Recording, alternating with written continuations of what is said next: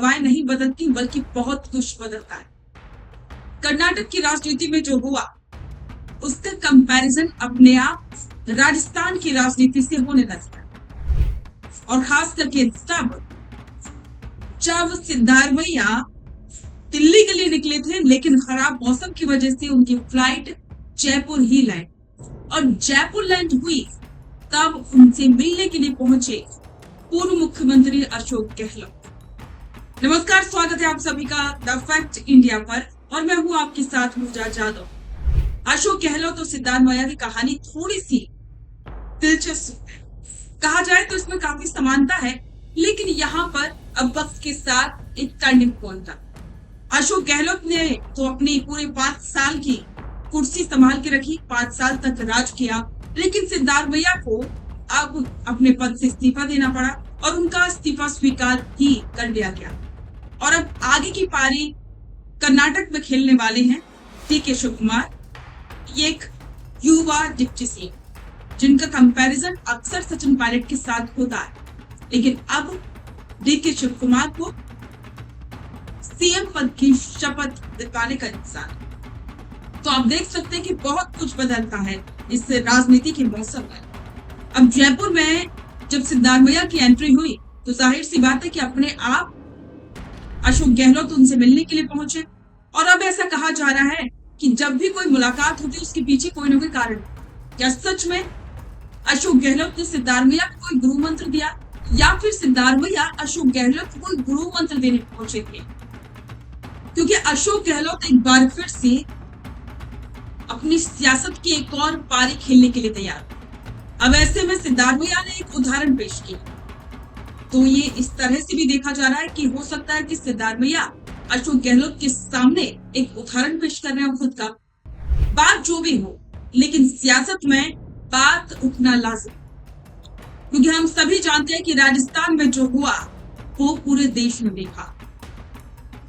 सचिन पायलट को बगावती बागी कहा गया, नकारा निकम्मा कहा गया, लेकिन तब भी आज स्थिति यह है कि पायलट आलाकमान के बेहद करीबी हैं।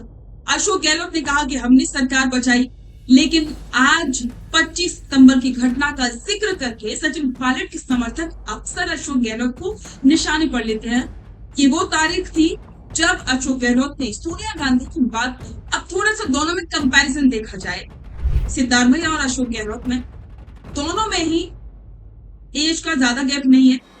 देखा जाए तो दोनों ही राजनीति के पुराने खिलाड़ी रहे हैं। सीएम पद की रेस में पहले सबसे आगे थे। अगर कर्नाटक की बात करें तो कर्नाटक में थे डीके शिवकुमार, राजस्थान में सभी जानते हैं सचिन पायलट थे, लेकिन ऐन वक्त पर आलाकमान ने राजस्थान में चुना अशोक गहलोत को और कर्नाटक में चुना सिद्धारमैया को। इसके बाद दोनों के ही जो समर्थक थे वो नाराज हो गए, लेकिन स्थिति ऐसी बनी कि 2.5 साल का फॉर्मूला लगाया।